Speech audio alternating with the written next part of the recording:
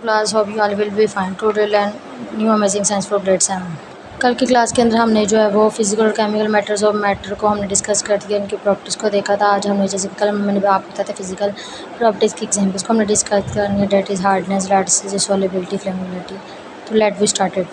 First one is hardness. Hardness एक ऐसी property है, hardness is the ability to withstand scratches and retain shape. अभी हम hardness की ऐसी शेप है जिसके अंदर हम लोग कह रहे हैं मैटर के अंदर ये एबिलिटी हो कि जो अपनी जो है वो रिटेन शेप के अंदर, अपने ओरिजिनल शेप के अंदर जो है दोबारा से उसको रिटेन कर सकते हैं, बाउंस बैक कर सकें अपने जो है वो पोजीशन के अंदर, ओरिजिनल पोजीशन के अंदर दोबारा से जा सकें।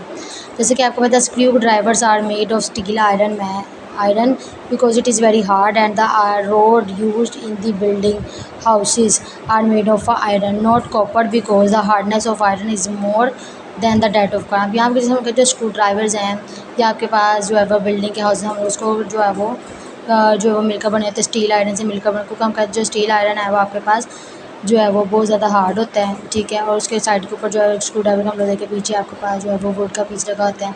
हम कह रहे हैं कि जो rods use in building are made of iron not copper because the hardness of iron is more than that of copper. तो हम कहते हैं कि जो अगर हम लोग आयरन की जगह पे कॉपर इस्तेमाल करते हैं तो जो कॉपर है वो आयरन से ज़्यादा हार्ड होता है। तो चूँकि हम लोग इतनी ज़्यादा हमें हार्डनेस नहीं ज़रूरत होती, हम लोग हमने जो है फिजिकल प्रॉपर्टीज़ हमने देखते हैं कि हम लोग जो है वो उसकी जो है वो शेप को जो है वो उसकी ओरिजिनल कलर को जो है उसके ओरिजिनल जो है पोजीशन को जो है दोबारा से रिटर्न करवाने के लिए हम इस्तेमाल करें। इसलिए हमने जो है वो कॉपर के बजाय यहाँ पर हमने आयरन का जो है इस्तेमाल किया, जैसे आपको फिगर के अंदर भी स्क्रू ड्राइवर्स के अंदर नजर आएंगे। सेकेंड आपको that is elasticity.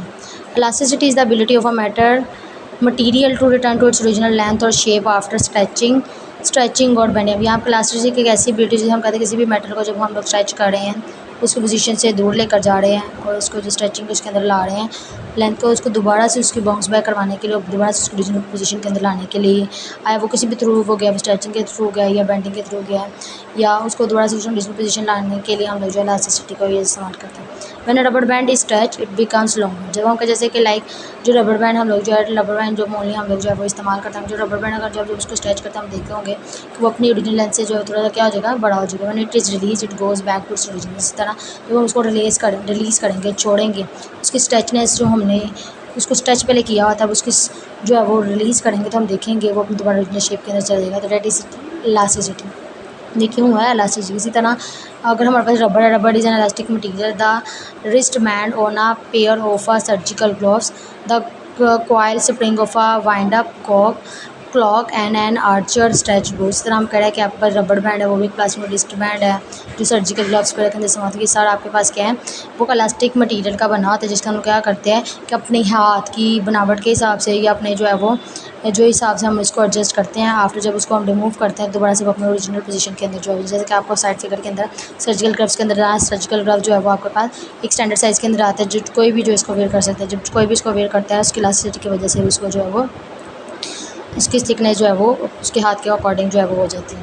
Next is solubility आपके पास solubility of an matter is measured by the maximum amount of a substance can dissolve in a given amount of a liquid at a given temperature. अभी आपका solubility कैसा matter की एक ऐसी state है जिसके हम लोग देखते हैं कि एक लोड्स ऑफ मिकदार के अंदर मैक्सिमम अमाउंट के अंदर हम लोग जो है वो सोल्यूट को किसी भी सोल्यूशन के अंदर ऐड करते हैं, ठीक है। जो वो उसकी सॉलिबिलिटी होती है जिसके अंदर एक मेटल जो अपनी जो है वो मैक्सिमम टेम्परेचर के ऊपर जो है वो चीज़ों को जो है वो सोल्यूट को जो है वो डिसॉल्व करने की कैपेबिलिटी रहता है। Solubility have many practical application in our life such as purifying water, making drink. इस तरह हम करें सॉलिबिलिटी की हमारी जो है वो साइंस के अंदर बहुत ज़्यादा रोल है, ठीक है। और ये डिफरेंट चीज़ों की फॉर्मेशन के अंदर एप्लीकेशंस के अंदर इसको इस्तेमाल, जैसे कि प्योरीफाइंग वाटर पानी को साफ़ करने के लिए या ड्रिंक्स वगैरह मल्टीपल ड्रिंक्स बनाने के इसके अंदर कहते हैं। जैसे हम लोग देखते कोल्ड ड्रिंक्स आपकी फॉर्मेशन, कोल्ड ड्रिंक्स हम देखते हैं जो शुगर्स की कंसिस्टेंसी है वो बहुत ज़्यादा होती है, ठीक है। इतनी ज़्यादा चीनी को जो किस तरह होल्ड रखता है वो ड्रिंक, किस तरह वो लिक्विड जो किस तरह होल्ड करता है, तो वो सॉलिबिलिटी की प्रॉपर्टी के अकॉर्डिंग जो है वो उसको होल्ड रखता है।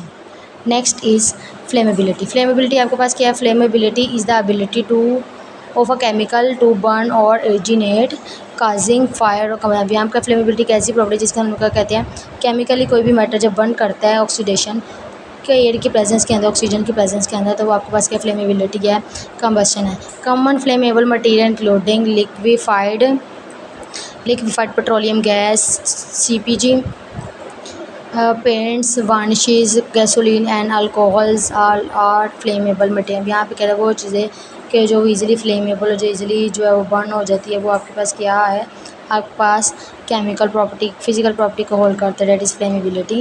इसके अंदर आपको पता चलता है एलपीजी आ जाती है, पेट्रोलियम गैस आ जाता है, वाणिज्यिक जाता है, gasoline. Flammable liquids are hazardous and they are depicted by the given icon. यहाँ पे कह रहे हैं कि जो फ्लेमेबल लिक्विड जैसे कि अल्कोहल है, गैसोलीन है, आपके पास एलपीजी, वो बहुत ज़्यादा हैज़र नुकसानदार होते हैं, हमें से जो है वो हमें जो है वो इसको अवॉइड ही करना चाहिए। Spraying paint to iron to prevent the dust on the surfaces. तो इसके साथ आपका जो है ये पूरा चैप्टर जो है यूनिट नंबर जो 6 है वो कंप्लीट हो गया है। होप सब लोगों ने जो है आप सब लोगों को जो है वो इस चैप्टर की समझ आ चुकी होगी। इसकी एक्सरसाइज, इसकी लॉन्ग शॉर्ट ऑब्जेक्टिव, इसकी फिलिंग द ब्लैंक। जिन बच्चों ने ऑब्जेक्टिव को नहीं किया हुआ वो जो है वो उसमें समर वेकेशन के अंदर जो है इसको डन करना है। I will strictly check in your notebooks and books. Thank you so much.